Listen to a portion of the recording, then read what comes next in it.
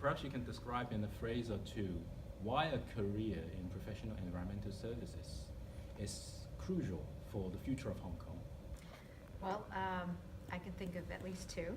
First of all, there is a growing amount of infrastructure that needs to be built in the region.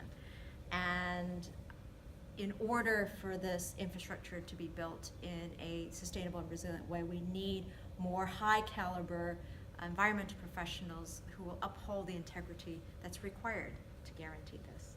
Secondly, there's an increasing number of regulations that are going to come into place. We saw that in Europe, we've seen that in North America, and in Asia, we are also going to see increasing amount of regulations coming in. Hence, with more regulations and more such policies, we will need more professionals both on the enforcement side and on the assessment side.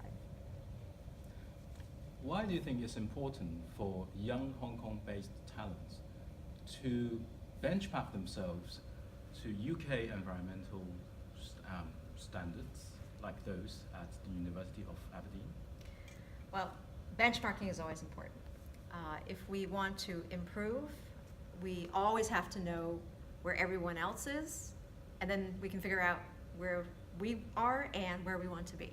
So benchmarking across the world, I think, is always important. And in our case, the benchmarking of standards across the different countries also helps to support the development of our own study guide and our own examination process, ensuring that the content that we have is current and updated. And this helps to make sure that our professionals also are informed of the latest information that they should be informed in order to be a current environmental professional.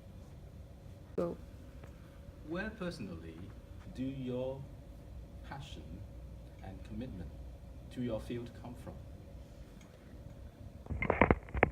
I think it comes down to personality. I can think of a few traits or attributes that I have. First of all, I really have a burning sort of purpose in life, and really that purpose in life has driven me most of the time. The purpose of contributing positively to the world. To me, that's important. Secondly, having a positive and persistent attitude, because what we do is helping change happen. And when that happens, quite often it's a very uphill battle. So we need to be positive and persistent in order to make sure we're successful. And of course, I am inspired all the time by fellow practitioners and the mentors all around me who they themselves also have this passion to contribute tirelessly. So having that energy, learning from them, seeing their achievements, it fuels also that energy and passion, and it continues. And that continuity is very important because it's so tiring to be fighting an uphill battle, especially in this field, because quite often that's what we're facing. How do young scholars in Hong Kong know a postgraduate degree in environmental related subject is the right choice for them? A postgraduate degree is always useful. And I think that, you know, if you already have an environmental degree for your first one, and you decide to continue a career in the environmental field, then having a postgraduate degree in environment, of course, is a really good idea. Even if your first degree is not in environment, but you are considering taking an environmental postgraduate degree to supplement your current knowledge, also, again, I think it would be a great idea because more and more of the world needs to understand how environment integrates into your work and your daily life. What's your advice for someone finishing his or her undergraduate studies and concerned about making a difference in the world? Well, three things. First of all, get to know yourself. What are your values?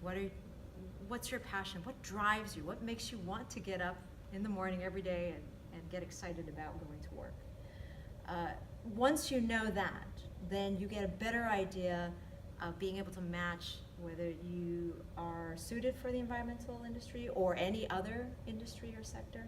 and even how you identify the company that you want to work for. If the values are the same as yours, or the culture is what, you know, makes you tick, then that's probably, you know, one of the best ways to make sure you're in a sustainable, employable position. Secondly, grow your network. That's extremely important. The more people you know, the more you can find out about what jobs are out there, especially even in the environmental field. You have both the nature of the jobs in the private sector and the public sector are all very different. So unless you go out and talk to potential employers or other colleagues who are already in those fields, then you can find out more if they're suited for you. Third,